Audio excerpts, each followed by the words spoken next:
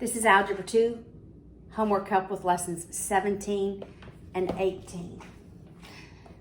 So I'm on page 88, this is number 7, and it says to multiply 2x plus 3 times 2x squared plus 2x plus 2. So I'm distributing first the 2x to every term in the trinomial. So 2x times 2x cubes, I multiply the coefficients. When I multiply the variables, I add the exponents. That's 1 plus 2 is 3. 2x times 2x is 4x squared. 2x times 2 is 4x. So I multiplied 2x times all the terms in the second, in this trinomial. Now I'm going to go and multiply the 3 by every term in the trinomial. And when I multiply, I'm going to write it under, just like an addition problem you did in your earlier maths, so that I can add my like terms. I'm going to write it under its like term. 3 times 2x squared, that's 6x squared. I write it under the x squared I got when I multiplied 2x. 3 times 2x is positive 6x. 3 times 2 is positive 6. I add them. It's 4x cubed plus 10x squared plus 10x plus 6. When I'm adding like terms, I add their coefficients. The exponent does not change. That's number 7. Number 15. Number 15 asks us to find the distance between 2, 4 rather, 2, 4, and 6, negative 2. The distance formula is the square root of x sub 2 minus x sub 1 squared plus y sub 2 minus y sub 1 squared. I label my coordinate points as x, y. I'm going to name those 1. I'm going to give those a subscript of 1. These will have a subscript of 2. And then I plug it into the formula.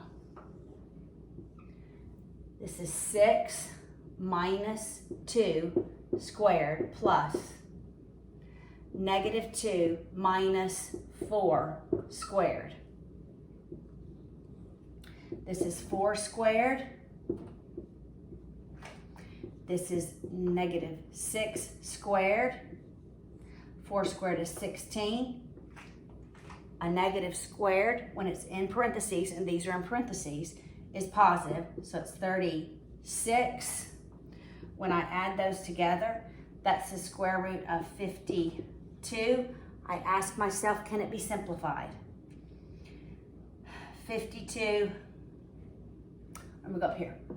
52, I believe 4 goes into 52, which is a perfect square, and it goes into it 13 times. So really, 52, I could say, let's go over here. Let's move the camera a little bit. So the square root of 52 is the same thing as the square root of 13 times the square root of 4. Well, we know the square root of 4 is 2. So it's the equivalent of 2 square root 13. All right, that's number 15. Number 19. Find the equation of a line. When it asks, find the equation of the line, I'm thinking y equals mx plus b. I need to find an equation that satisfies these conditions. It goes through the point. I have a point, and I have a slope. I'm using the point slope form. Y minus y sub 1 is m times x minus x sub 1. I'm plugging in the slope, I'm plugging in the point, and I will simplify. So it's y minus the y value, which is 5, equals the slope, negative 2/7 times x minus the x value, which is minus a negative. So this is going to be positive. So we'll distribute the negative 2/7. Negative 2/7 x. That's a negative times a positive. It's negative 2/7 times 3 times a positive 2, so it's minus 6/7. Right? This is really 3/1. Numerator times numerator, denominator times denominator. I'm going to add the 5 on both sides. I end up with y is negative 2/7 x minus 6/7 plus 5. But I need a common denominator to combine my constants. I'm going to multiply 5 by 7/7. So I have y equals negative 2/7 x minus 6/7 plus 35/7. Now I have positive 35 minus 6. Y is negative 2/7 x plus 29/7. 29/7 is that combined. All right, that's number 19. Number 29, simplify.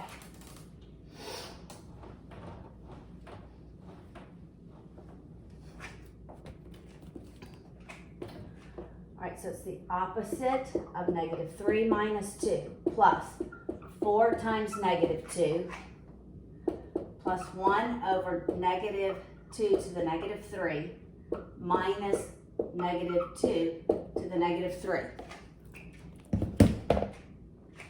All right, I'm going to go inside my parentheses. That's the opposite of negative 5. I'm going to multiply 4 times positive 4 times negative 2. I'm going to subtract 8. This negative here tells me to move it to the numerator. That negative doesn't change. So I keep that negative because I have a negative and a positive. It's a negative, and it becomes 2 cubed. Could put it over 1, but no need to. Minus. This is a number to the negative third. It's in parentheses, so it goes in the denominator, and it becomes cubed. This sign doesn't change because it's in parentheses. This sign changes because it's not in parentheses. All right, so that's 5, because 2 negatives make a positive, minus 8. 2 cubed is 8, minus 1 over negative 2 cubed. So negative 2 times negative 2 is positive 4.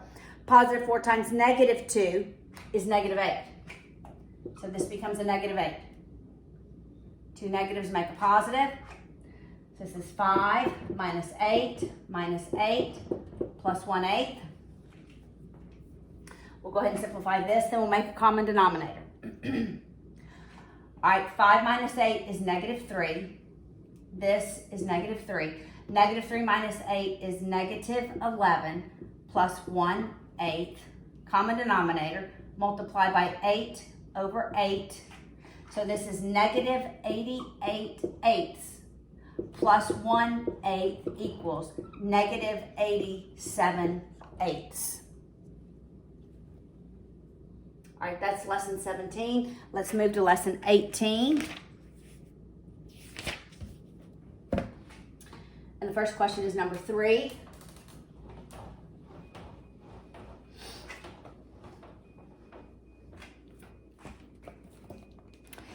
It says, the law of the land displaced 27% of the natives. So how many were displaced? 27%. Here's my percent, here's my number. What percent were not displaced? So that we have 100% of the people accounted for, has to be 73. Displeased, sorry, not displaced, displeased. If 54,000 were displeased, 54,000 were displeased, how many natives were there? Ignoring the middle, I'm doing a ratio. 27 over 100 equals 54,000 over x. Cross multiplying. I I have 27x equals 54,000. I'm going to divide by, not 54,000, whatever that is, 5.4 million. Divided by 27. I believe that goes into that twice. It's 2, 1, 2, 3, 4, 5. 1, 2, 3, 4, 5. So there's 200,000 natives in all. So it's a ratio table.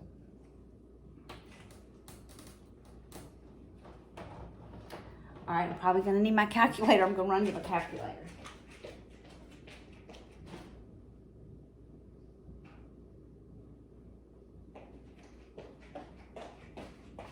All right, number 3. That was number 3. Number 4. The percentage of non-agenarians, whatever that is, the percent in the population of those was 0.004%. So the percent that was not, it's got to be 699. Well, that would give me 1. So if I just say that's a whole. But that does say percent. So let's go all the way to 100%. So, all right, if there were 40 of these living in the village, what was the total population? All right, so I am going to do 0.004 over 100% equals 40 over x and cross multiply. 40 times 100 is 4,000 equals 0.004x. I divide by 0.004. Divided by 0.004. I just know that moves. So how many? Let me count the zeros. 1, 2, 3, 4, 5, 6. 1 and 6 zeros. 1 million. In the population, because that was a real small percent. A very, very small percent that were displeased. So that's not bad. All right, number 19.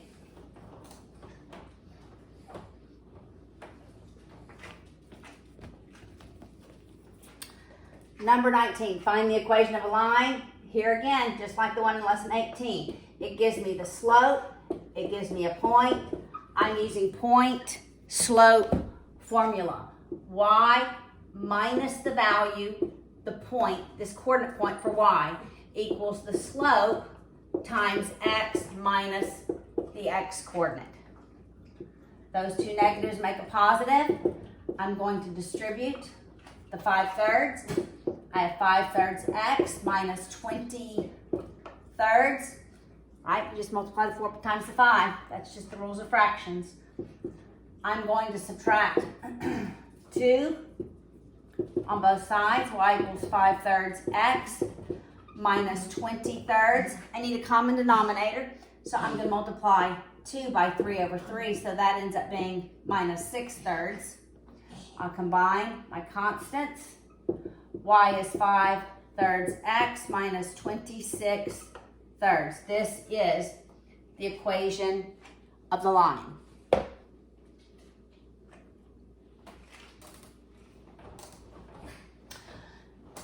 Last problem, number 20. Number 20, we have similar triangles.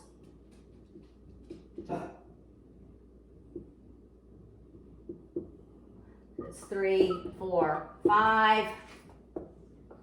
That's a Pythagorean triplet, so that tells me it's a right triangle. And this is 9A, this is a 9, this is A. I'll make sure and this is B. All right? So we have to have corresponding sides. the triangle on the left, the triangle on the right. Here we have 3, 4, and 5.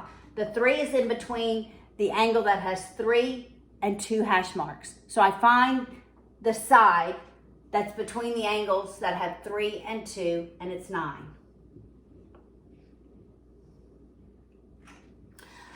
The 4 is between the 3 and the 1, so I find the side that's between the angles marked with 3 hash and 1, and that's A. And then the 5 is by the B. I use cross multiplication. I'm going to say 3 over 4 equals 9 over A. I'm going to have that equation. Then I'm going to have, for B, I'm going to have 3 over 5 equals 9 over B. And then I'm going to use cross multiplication to solve. 3 times the value of A equals 9 times 4, which is 36. When I divide by 3, the value of A is 12. On this side, I cross multiply. 3B, 4 times 5, 45. When I divide by 3, the value of B is 15. Right? 1, yes. So here are my solutions.